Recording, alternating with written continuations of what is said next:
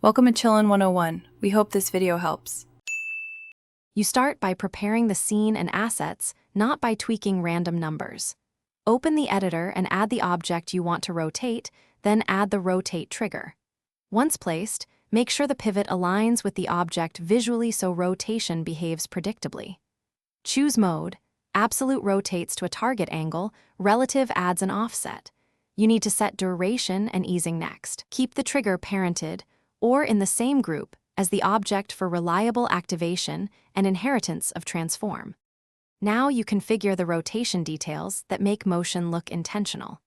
Enter the target angle in degrees and pick absolute or relative depending on whether you want a fixed orientation or an incremental spin. Once done, set duration and optional delay. Shorter durations feel snappier while longer ones feel smoother.